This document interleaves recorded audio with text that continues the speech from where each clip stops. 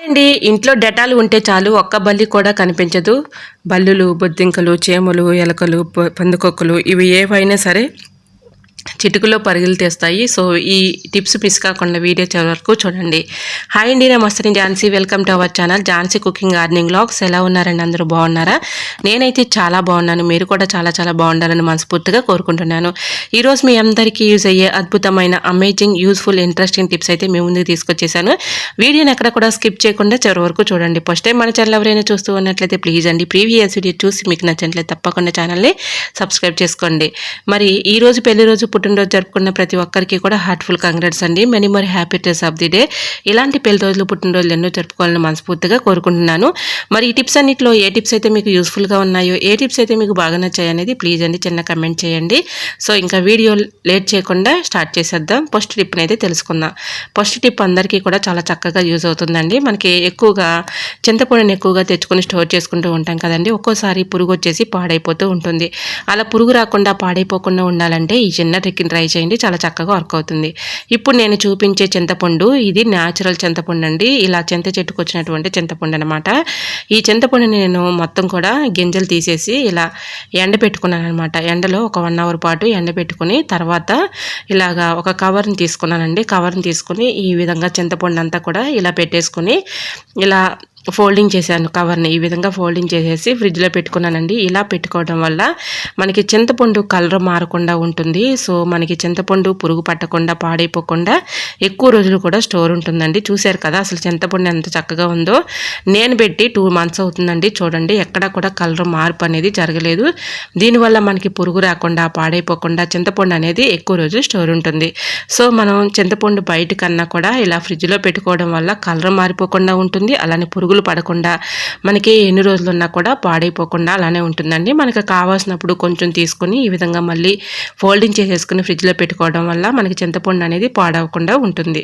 ఇంకా సెకండ్ టిప్ని తెలుసుకుందామండి. నెయిల్ పాలిష్లు అయితే మనం ఆడవాళ్ళకి ఎంతో ఇష్టంగా వేసుకుంటూ ఉంటాం కదండి. ఇలా నాకు నెయిల్ పాలిష్ వేసుకోవడం అంటే చాలా ఇష్టం అండి. సో నేను అప్పుడప్పుడు ఈ విధంగా నెయిల్ పాలిష్ అయితే వేసేస్తూ ఉంటాను.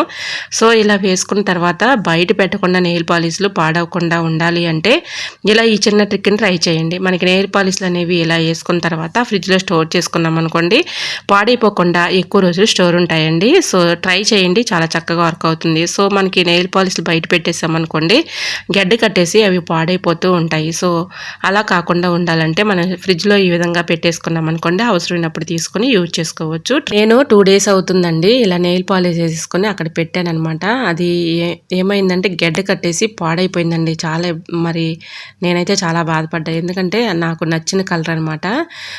తీసుకొని ఈ విధంగా నెయిల్ పాలిష్ అయితే వేసుకున్నానండి. వేసుకొని అలా పెట్టేసుకున్నాను. 3 డేస్ లోపలనే నాకు గడ్డ కట్టేసేదంతా కూడా పాడైంది. అలా లేకుండా ఉండాలంటే ఇలా ఫ్రిడ్జ్లో పెట్టేసుకున్నాం అనుకోండి, మనకు అవసరానికి తీసుకొని యూజ్ చేసుకోవచ్చు.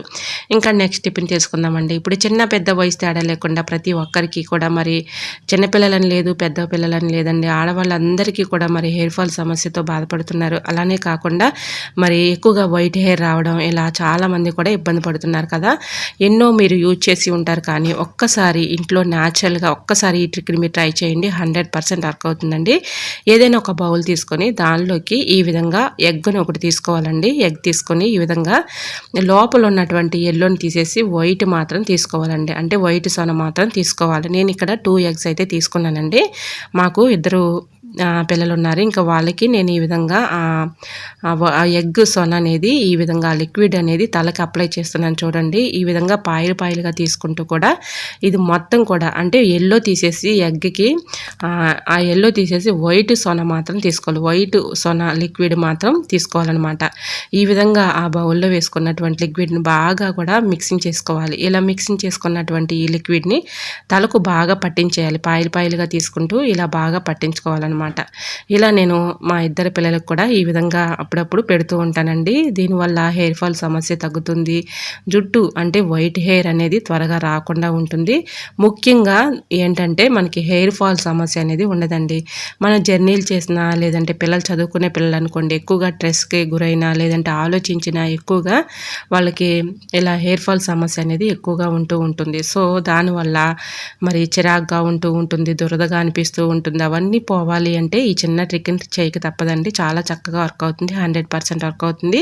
మీకు ఎటువంటి డౌట్ అయితే అవసరం లేదండి. 100% వర్క్ అవుతుంది. ఈ విధంగా ఒక 1 అవర్ పాటు అలా ఉంచేసుకొని 1 అవర్ తర్వాత ఫస్ట్ బియ్యం కడిగిన వాటర్ కాకుండా సెకండ్ కడిగినటువంటి బియ్యం కడిగిన వాటర్లో షాంపూ వేసేసి హెడ్ బాత్ చేస్తూ ఉంటే మంచి రిజల్ట్ అయితే ఉంటుందండి. 100% వర్క్ అవుతుంది. ఇలా మీకు 1 మంత్కి 2 టైమ్స్ కానీ 3 టైమ్స్ కానీ ఇలా చేస్తూ ఉంటే ఆ సమస్య అనేది తగ్గుతుంది. ట్రై చేయండి.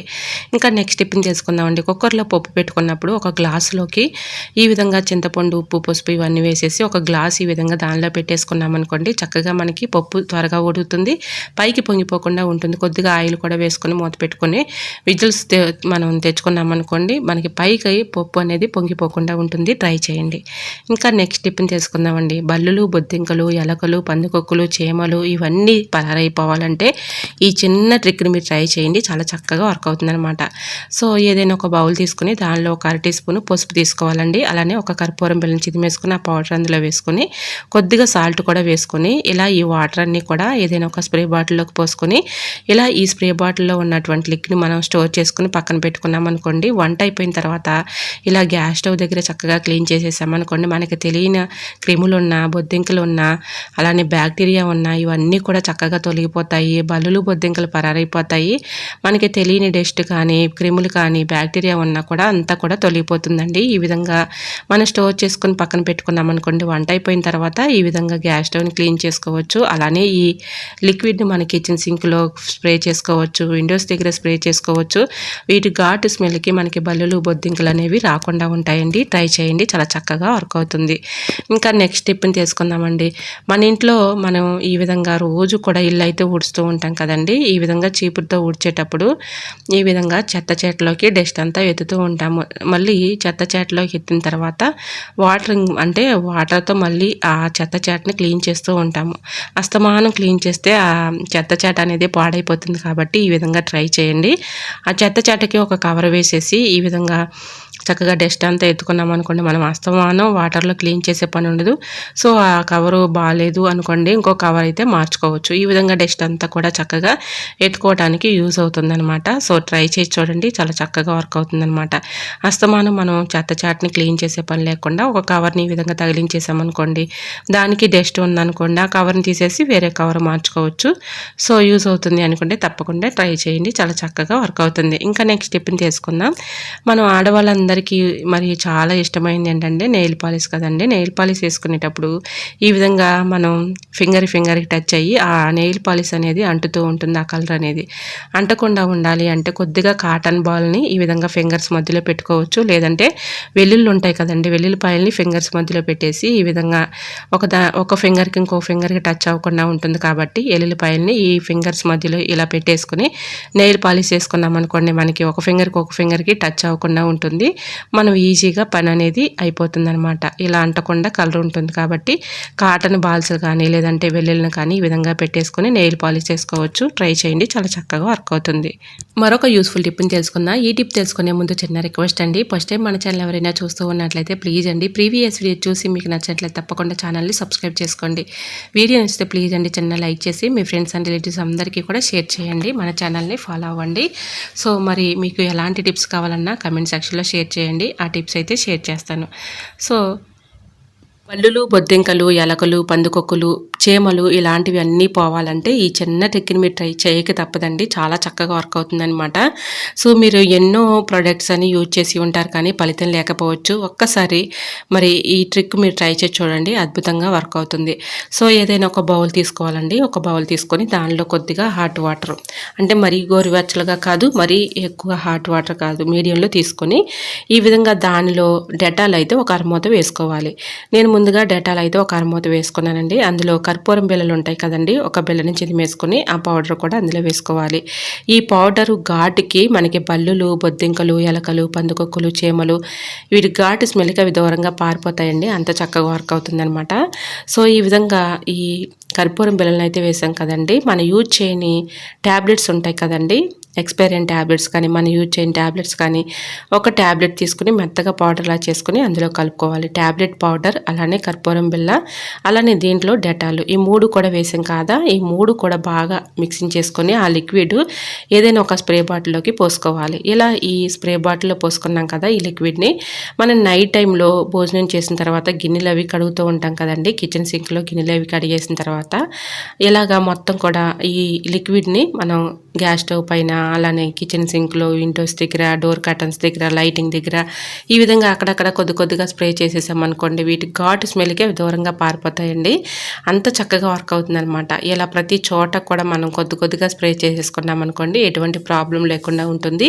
వీటి ఘాటు స్మెల్కి అవి దూరంగా పారిపోతాయి. ట్రై చేయండి. ఇంకా నెక్స్ట్ టిప్ని తెలుసుకుందామండి. మనకి ఇంట్లో కొబ్బరి చిప్పలు అనేవి ఉంటూనే ఉంటాయి కదండి, వేస్ట్ అని పడేస్తూ ఉంటాము. ఒక కొబ్బరి చిప్పని తీసుకొని ఈ విధంగా దానిలో సాల్ట్ వేసుకోవాలండి. సాల్ట్ వేసుకొని ఇలా దానిలో ఎక్స్పైర్ అయిన ట్యాబ్లెట్ని, ఒక ట్యాబ్లెట్ని మెత్తగా పౌడర్ లాగా చేసుకొని ఇందులో వేసుకోవాలి. నేను సాల్ట్ ఒక 3 స్పూన్స్ వేసుకున్నాను. మీ దగ్గర రాళ్ళు ఉప్పు ఉన్నా కూడా వేసుకోవచ్చు. సో నేను ఇక్కడ సాల్ట్ తీసుకున్నాను. ఒక 3 స్పూన్స్ తీసుకొని ఒక ట్యాబ్లెట్ని తీసుకున్నాను, మెత్తగా పౌడర్లా చేసుకుని అందులో వేసుకున్నాను. ఇప్పుడు నాప్థిన్ బాల్ పౌడర్ కూడా అంటే బట్టల్లో యూజ్ చేస్తూ ఉంటాం కదండి నాప్థిన్ బాల్, ఆ బాల్ని ఒక బాల్ని తీసుకుని మెత్తగా పౌడర్లా చేసుకొని అందులో వేసుకోవాలి. దీంట్లో కొద్దిగా ఒక 1/2 టీ స్పూన్ వరకు కంఫర్ట్ కూడా వేసేసుకొని బాగా మిక్సింగ్ చేసుకోవాలి. ఇలా మిక్సింగ్ చేసుకున్న తర్వాత ఈ మొత్తం కూడా ఇలా మిక్సింగ్ చేసేసుకొని ఈ కొబ్బరి చిప్పని మనం చక్కగా ఇలా మొత్తం కూడా మిక్సింగ్ చేసుకున్న తర్వాత బెడ్రూమ్లో కానీ, కిచెన్లో కానీ, హాల్లో కానీ, బాత్రూంలో కానీ ఇలా పెట్టుకోవడం వల్ల వీటి ఘాటు స్మెల్కి మనకి బల్లులు కానీ, బొద్దింకలు కానీ రాకుండా ఉంటాయి. ఇంట్లో నెగిటివ్ ఎనర్జీ ఉండదు. అలానే మనకి ఇంట్లో ఎటువంటి నెగిటివ్ ఎనర్జీ ఉండదు. బల్లులు, బొద్దింకలు పరారైపోతాయి. మంచి ఘాటు స్మెల్ అయితే వస్తుంది. ఒక రూమ్ ఫ్రెషనర్ లాగా ఉపయోగపడుతుంది అనమాట. మనం బాత్రూమ్కి వెళ్ళినా, లేదంటే మనం బెడ్రూమ్లో పెట్టుకున్న మంచి స్మెల్ వస్తుంది, బాత్రూంలో పెట్టుకున్న మంచి స్మెల్ వస్తుంది. సో స్మెల్ పోయింది అనుకున్నప్పుడు కొద్దిగా కంఫర్ట్ యాడ్ చేసేసామనుకోండి, మంచి స్మెల్ అయితే వస్తుంది. రూపాయి ఖర్చు లేకుండా ఇంట్లో మనం ఒక రూమ్ ఫ్రెషనర్ లాగా ఇలా ప్రిపేర్ చేసుకోవచ్చు. మరి ఈ టిప్స్ అన్నీ మీకు నచ్చాయా? నచ్చితే ప్లీజ్ అండి, చూస్తూ ఉంటే కనుక చిన్న లైక్ చేసి మన ఛానల్ని సబ్స్క్రైబ్ చేసుకోండి. మరొక వీడియోతో మళ్ళీ కలుసుకుందాం. అంతవరకు by by. Thanks for watching.